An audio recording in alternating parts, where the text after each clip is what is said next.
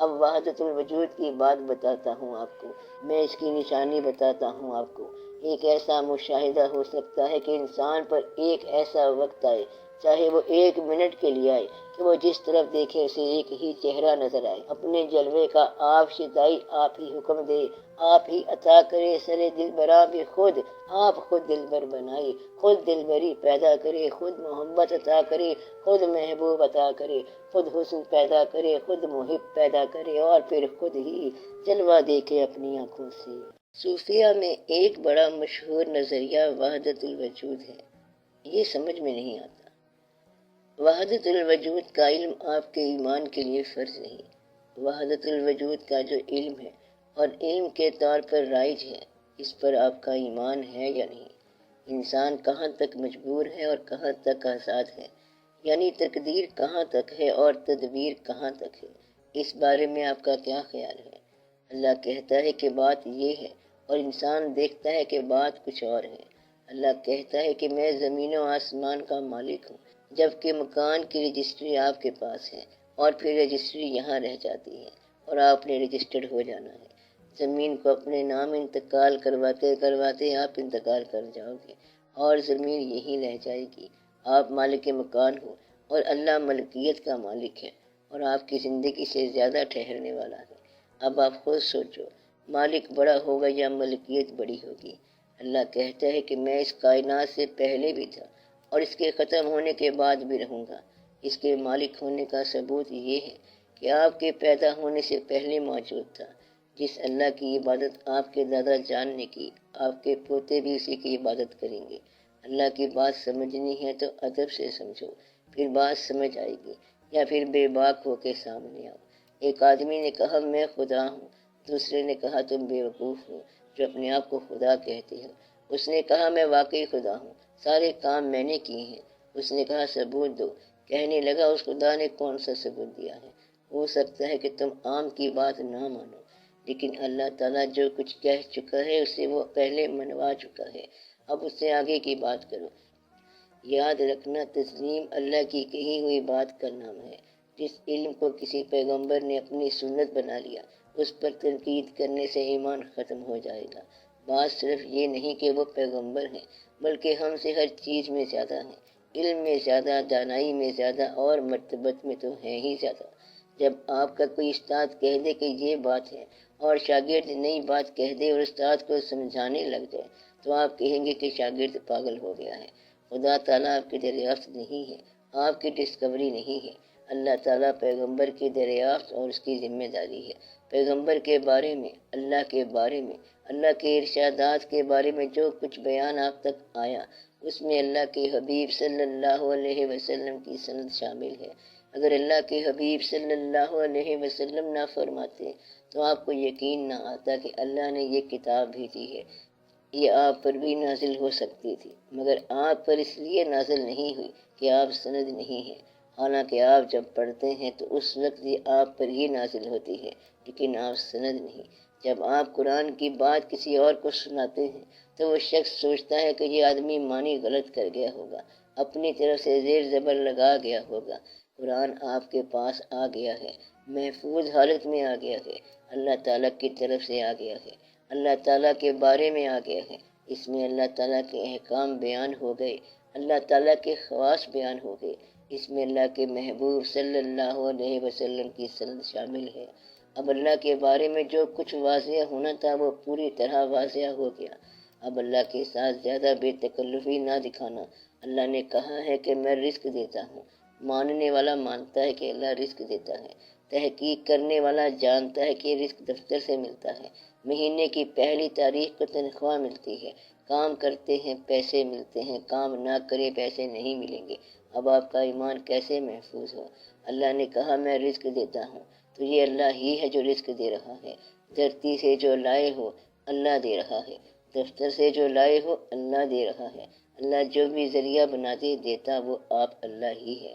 اللہ کے بیان کے مطابق اگر تمہیں مشاہدہ ہو جائے تو یہ تمہاری خوش قسمتی ہے، اور اگر مشاہدہ نہ ہو تو بھی آپ کے ایمان میں کمی نہیں آنی چاہیے۔ اللہ کے ہونے کا ثبوت کوئی نہیں ہے۔ اس کا ثبوت صرف یہ ہے کہ انسانی زندگی میں سب سے بڑے انسان صلی اللہ علیہ وسلم نے جب کہہ دیا کہ اللہ ہے تو ہم مانتے ہیں کہ اللہ ہے، اس لیے ثبوت دینے والی کوئی بات نہیں۔ بعض لوگوں کو ثبوت ضروری لگتا ہے۔ جو بندہ اللہ کا ثبوت تلاش کرتا ہے کافر ہو کر مرے گا۔ جتنا وقت تو اللہ کو ثابت کرنے میں ضائع کریں اتنی دیر میں دوسرا آدمی اللہ کے خلاف ثبوت دے دے گا۔ اللہ کو مان لو، بے دلیل مان لو۔ ایک بزرگ کی شیطان سے بحث ہو گئی۔ شیطان نے پوچھا کہ تیرا اللہ کہاں ہے؟ بولے اللہ میرے پاس ہے۔ شیطان بولا تیرے پاس تو میں بھی کھڑا ہوں۔ پھر بولے اللہ زندگی دیتا ہے۔ شیطان نے کہا یہ جنازے؟ بولے اللہ صحت دیتا ہے۔ شیطان نے کہا پھر ہسپتال کیوں بیماروں سے بھرے پڑے ہیں؟ غرض یہ کہ بزرگ نے جو کچھ کہا کہ اللہ کرتا ہے، شیطان نے ثابت کر دیا کہ اس کے برعکس بھی اللہ کرتا ہے۔ بہت پریشانی کا عالم تھا، اب وہ کیسے ثابت کریں؟ لمبی چوڑی دلیلیں پیش کی مگر سب کو شیطان نے توڑ کے رکھ دیا۔ اس بزرگ کے مرشد زندہ تھے، اس وقت وہ حاضر ہوئے۔ انہوں نے کہا کہ شیطان سے کہو کہ میں نے خدا کو بے دلیل مانا ہے۔ انہوں نے شیطان سے کہا کہ میں نے اللہ کو دلیل کے بغیر مانا۔ شیطان نے کہا تیرا مرشد کامل تجھے بچا گیا، ورنہ تو اللہ کو دلیل سے ڈھونڈتا ہے اور میں اس کو دلیل سے توڑتا ہوں۔ اس لیے آپ اللہ کو دلیل سے نہ ڈھونڈنا، آپ اس کو ایمان سے ڈھونڈنا۔ ایمان والے کے لیے دلیل کی ضرورت نہیں ہے، ایمان ایمان ہی ہے۔ اس لیے لوگ جو کہتے ہیں انہیں کہنے دو، آپ یہ کہو کہ میں نے وحدت الوجود کو مانا۔ ویسے میں نے اس بارے میں آپ کو روکا تھا۔ اپنی کتاب میں نے ایک جگہ لکھا ہے کہ وحدت الوجود علم نہیں ہے، یہ مشاہدہ ہے۔ اگر آپ پینتھیسزم کو مشاہدہ نہیں مانو گے تو یہ آپ کا علم نہیں بنے گا۔ آپ نے اسے یقین کے ساتھ ماننا ہے، ثبوت کے ساتھ نہیں۔ اب آپ ایمان کے ساتھ کہو کہ میں نے اللہ کو مانا دلیل کے بغیر، اور اللہ کے حبیب صلی اللہ علیہ وسلم کو مانا دلیل کے بغیر۔ مشاہدہ اس کے بعد آئے گا۔ آپ کا ایمان اب مضبوط ہو گیا۔ ثبوت دینے کی ضرورت کوئی نہیں اور ثبوت دینے کی کوشش بھی نہ کرنا۔ آپ یقین میں رہنا۔ وحدت الوجود کو ماننے سے پہلے ایک بات ضروری ہے کہ آپ غیر اللہ کو پہچان لو۔ غیر کسے کہتے ہیں؟ جبکہ کائنات میں اللہ کا غیر کوئی نہیں ہے۔ اللہ نے جس کو اپنا غیر کہہ دیا وہ اللہ کا غیر ہے۔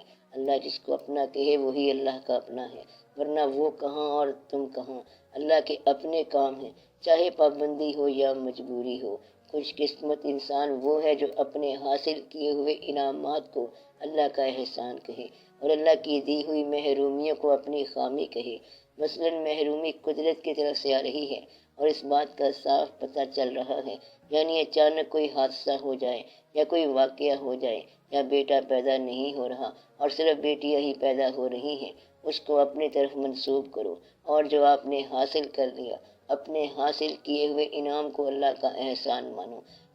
خوش قسمت انسان وہ ہے جو اس زندگی کو خوبیوں، خامیوں، محرومیوں اور اتفاقات سمیت اسے اللہ کا احسان ثابت کر کے اس دنیا سے کامیابی کے ساتھ نکل جائے۔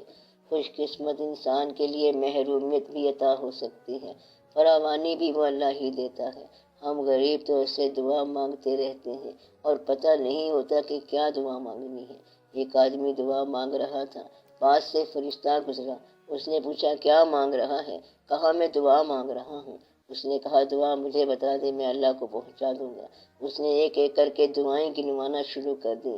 تب جبرائیل علیہ السلام نے کہا میں سمجھ گیا ہوں بات کیا ہے، میں اللہ سے کہہ دوں گا کہ تیرا بندہ کہہ رہا تھا اپنے علاوہ مجھے سب کچھ دے دے، یہ ہے تمہاری دعا، اس کے علاوہ تم کچھ مانگ نہیں سکتے۔ اللہ اللہ ہے، اللہ دولت دے گا، اللہ مرتبہ دے گا، لیکن یہ عین ممکن ہے کہ دولت والے کا نام فرعون ہو۔ بات ایمان کی ہے، اگر ایمان ہو تو گھر سے بے گھر ہونے والا شخص پیغمبر بھی ہو سکتا ہے۔ یہ سب اللہ کے کام ہے۔ آپ یہ نہیں کہہ سکتے کہ کسی کے ساتھ اللہ ناراض ہے اور اس وجہ سے وہ شخص غریب ہے۔ عین ممکن ہے کہ اللہ تعالیٰ امیر کے ساتھ ناراض ہو۔ دولت مندوں کو ہم نے اکثر عذاب میں دیکھا ہے۔ یہ نہیں ہو سکتا کہ صرف غریب پر ناراض ہو۔ غریب گیلا کرے گا تو عین ممکن ہے اس کی غریبی کافر ہو جائے۔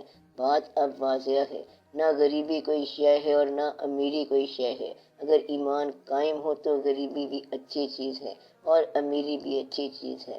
اگر ایمان قائم نہ ہو تو غریبی بھی عذاب ہے اور امیری بھی عذاب ہے۔ مقصد یہ ہے کہ آپ نے یہ دیکھنا ہے کہ آپ نے اپنی زندگی میں ایمان کو کس طرح لاگو کیا ہے۔ عین ممکن ہے کہ اللہ گرمیوں میں گرم ریت کی عزت افزائی کر دے اور دریا کو شرمندہ کر دے، یعنی یہ کربلا ہے جو فتح کر رہے ہیں، وہ فاتحین ہیں، لیکن اللہ ان کو ہمیشہ کے لیے شرمندگی دے دیتا ہے، اور جو بظاہر شکست میں ہیں ان کے لیے ہمیشہ کے لیے سرفرازی ہے۔ یہ اللہ کے کام ہے کہ ریت کو عزت دے اور فرات کو بے شمانی دے۔ ایسا ہو سکتا ہے؟ وہ اللہ جو ہوا، وہ مالک اللہ ہے، کمال کا اللہ ہے۔ ذرا اس کی بات دیکھو، کہتا ہے میں نے تمہیں سب کچھ دے دیا، پیسے بھی میں دیتا ہوں، اچھا ذرا ہمیں قرض حسنہ تو لو۔ دانا آدمی یہاں پاگل ہو جائے گا، وہ کہے گا یا اللہ اگر آپ پیسے دینے والے ہیں تو پھر پیسے مانگنے والے آپ کیوں ہیں؟ یہی راز ہے خالق کونین تیرے کام نرالے، دیتا ہے کبھی اور کبھی مانگ رہا ہے۔ جب اللہ مانگے تو اس کی راہ میں پیسہ دینا آپ کی عبادت ہے، اگر آپ کو پیسہ دے تو لینا آپ کی عبادت ہے۔ اس لیے اللہ کے بارے میں حتمی بات کہنا بہت مشکل ہے۔ مثلا آپ یہ دیکھو کہ رحمان اس کا نام ہے، اس کی ایک صفت رحمان ہے، لیکن قہار بھی تو اسی کا نام ہے۔ ایک ہی ذات کی دو صفات، رحمان اور قہار، دونوں حق ہیں۔ قہار بھی اسی ذات کی صفت ہے، اور وہ اتنا رحم والا ہے کہ ستم کرے تب بھی کرم ہے۔ اب جو کافر ہے اس پر کرم بھی ستم ہے، بے پناہ دولت ملی ہے لیکن وہ فرعون بن گیا ہے، اور مومن جو ہے وہ ہزارہ مشکلات سے گزرا، آزمائش سے گزرا، اس پر کرم ہی کرم ہے۔ ساری بات تعلق کی ہے، تعلق ہی کرم ہے، تعلق اگر قائم ہے تو ستم بھی کرم ہے۔ نہ ہو تو ہر عطا تمہیں خطا کی طرف لے جائے گی۔ اگر آپ اپنے حاصل کو اپنے قبضے میں رکھتے ہو تو خدا کو آپ سمجھ نہیں سکتے۔ اللہ نے ٹھیک کہا ہے کہ پیسہ گننے والا حقیقت آشنا نہیں ہو سکتا۔ اللہ کا گلہ کس لیے کر رہے ہو؟ جو کچھ اس نے بنایا ٹھیک ہی بنایا ہے، انسانوں کا گلہ کیوں کر رہے ہو؟ انسانوں کا آپ کے ساتھ عمل جو بھی ہے، اگر تم اللہ کی طرف جا رہے ہو تو یہ اللہ کی طرف سے ہوگا۔ اب آپ دیکھو کہ اگر آپ کو عقل کے ذریعے کوئی خزانہ مل جائے تو یہ اللہ کی طرف سے ہوگا، کیونکہ عقل اس نے دی ہے۔ مثلاً آپ مزدوری سے کچھ کما کر لے آئے ہو، اب مزدوری کی قوت دینے والا اللہ ہے، لیکن آپ کے اندر بھوک اور کھانے کی لذت اس کی طرف سے ہے۔ جو بھوک کا حال ہے اس سے پوچھو، اس کے پاس کھانا ہے لیکن بھوک نہیں۔ تیرے کھانے کو بھوک اور لذت میں کنورٹ کرنے کا حق اللہ کے پاس ہے۔ تمہیں آنکھوں کا نور عطا کیا گیا ہے، اس نور سے نظر آنے والے جو نظارے اللہ نے عطا کیے ہیں اس کا شکر ادا کرو۔ تمہیں دیکھنے والا بنایا، تمہارے دیکھنے کے لیے تمہارے خوبصورت بچے بنائے، ان بچوں سے پیار پیدا کیا، نظارے بنائے بلکہ ہر چیز بنائی، اور تمہیں دیکھنے کے لیے مہلت عطا کی۔ پھر اس کے بعد نظارہ چھن جائے گا، اس سے پہلے کہ ہر چیز چھن جائے کیا تم اسے چھوڑنے کے لیے تیار ہو؟ بات اتنی ساری ہے، اگر تم چھوڑنے کے لیے تیار ہو جاؤ تو بات سمجھ آ جائے گی۔ یہاں پر تمہاری کوئی ملکیت نہیں ہے، یہ شہر تلاش کا شہر ہے، تلاش بہت بڑی جگہ ہے۔ اگر آپ سود و ضیاع کے چکر سے نکل جائیں تو پھر سود و ضیاع کیا ہے، نفع نقصان کیا ہے؟ اگر کوئی شخص اللہ کی یا حق کی تلاش کر رہا ہے تو اس کا نفع نقصان کا چکر بند ہونا چاہیے۔ اللہ کو تلاش کرنے والے نفع کے چکر سے آزاد ہوتے ہیں۔ ہمیں تو سجدے سے کام ہونا چاہیے، حاصل اور نہ حاصل کی بات نہیں ہے۔ جو آدمی سود و ضیاع کے چکر سے نکل جائے وہ اللہ کے قریب جا سکتا ہے۔ انسان اگر اپنے حال کو اللہ کی عطا مان لے تو پھر اللہ کا قرب حاصل کر سکتا ہے۔ اگر اس بات کا پتہ نہ چلے تو کسی تیسرے شخص کو درمیان میں رکھ لو اور اس سے پوچھو کہ کیا میں ٹھیک چل رہا ہوں۔ اس طرح انسان سوچ سے بچ جاتا ہے، کیونکہ بعض اوقات خود سمجھنے سے بات سمجھ نہیں آتی۔ ایک بات یاد رکھو، اگر کبھی چار بھائی آپس میں بیٹھے ہوں تو آپ ضرور سوچا کرو کہ ہم میں سے ایک نے جنازہ بننا ہے اور باقی تین نے وہ جنازہ اٹھانا ہے۔ ہم میں سے کوئی ایک بھائی پہلے جا سکتا ہے، جانے والا جو بھی جائے گا وہ دوسروں کو غم دے کے جائے گا، اس کو جانے کا غم ہوگا، اور جو رہ جائیں گے ان کو رہ جانے کا غم ہوگا۔ چار میں سے ایک نے جانا ہے اور تین نے اس کو اٹھانا ہے۔ ہماری محفلیں، ہماری دوستیاں، ہمارے احباب، یہ سارے کے سارے یہ ہمارے جو خوشیوں میں شامل ہیں انہی نے غم بننا ہے۔ یہ جو چہرے خوش ہوتے ہیں انہوں نے ایک دن غم زدہ بننا ہے۔ یہ سب چہرے ون فائن مارننگ غم زدہ ہوں گے، پھر وہ کہیں گے یا اللہ یہ کیا ہو گیا، جو ہونا ہے وہ ضرور ہو جاتا ہے۔ اب اس علم کی گنجائش رکھو، اس کو سمجھو، پھر سارا علم آپ کو آ جائے گا۔ ہیرا پھیری کا علم بند کرو، اب وحدت الوجود کی بات بتاتا ہوں آپ کو، یہ بہت لمبا علم ہے۔ وہ اس کو سیکھنے کے لیے ضروری ہے کہ جو شخص ابلیس کے عمل کو پہچان لے اور ابلیس کی آگاہی حاصل کر لے، وہ وحدت الوجود کا جلوہ دیکھ سکتا ہے۔ میں اس کی نشانی بتاتا ہوں آپ کو۔ ایک ایسا مشاہدہ ہو سکتا ہے کہ انسان پر ایک ایسا وقت آئے، چاہے وہ 1 منٹ کے لیے آئے، کہ وہ جس طرف دیکھے اسے ایک ہی چہرہ نظر آئے۔ یہ وقت چند لمحات کا ہو سکتا ہے۔ وہ شخص وحدت الوجود کا فلسفہ بیان کر سکتا ہے۔ جس پر یہ کیفیت نہ آئی ہو وہ وحدت الوجود کی بات نہ کرے۔ بات سمجھ آئی؟ اپنے جلوے کا آپ شتائی آپ ہی حکم دے، آپ ہی عطا کرے سر دلبراں بھی خود، آپ خود دلبر بنائے، خود دلبری پیدا کرے، خود محبت عطا کرے، خود محبوب عطا کرے، خود حسن پیدا کرے، خود محب پیدا کرے، اور پھر خود ہی جلوہ دیکھے اپنی آنکھوں سے۔ تمہاری آنکھ سے دیکھا تمہیں تو اٹھ گیا پردہ، ہماری آنکھ کو جلوہ تیرا حائل نظر آیا۔ وہ ہماری آنکھ ہو نہیں سکتا، یہ الگ راز ہے۔ اس راز کو سر دلبراں کہتے ہیں۔ اگر اس وقت اور اس لمحے میں یہ کیفیت مل جائے تو ٹھیک ہے، ورنہ علم گمراہ کر دے گا۔ یار کو ہم نے جا بجا دیکھا، کہیں ظاہر کہیں چھپا دیکھا، کہیں بولا بلا وہ کہہ کے الست، کہیں رندوں کا پیشوا دیکھا، کہیں ہے بادشاہ تخت نشیں، کہیں کاسا لیے گدا دیکھا۔ یہ سارا واقعہ سوچنا نہیں ہے، اگر ہونا ہو تو پھر ہو جاتا ہے۔ معمور ہو رہا ہے عالم میں نور تیرا، معمور ہو رہا ہے عالم میں نور تیرا، اسمات تابع ماہی سب ہے ظہور تیرا۔ وحدت کے ہیں یہ جلوے نقش و نگار کثرت، کر سرے معرفت کو پاوے شعور تیرا۔ ایک چیز میں دوسری چیز کے ہونے کو ہماوست کہتے ہیں۔ شنیدم با صنم خانہ از زبان صنم، صنم پرست و صنم ہم صنم شکن ہماوست۔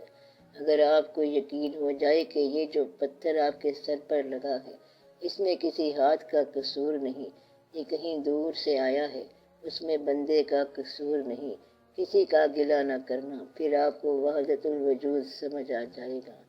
دن کو اسی سے روشنی، شب کو اسی سے چاندنی، حق تو یہ ہے کہ روئے یار، شمس بھی ہے قمر بھی ہے۔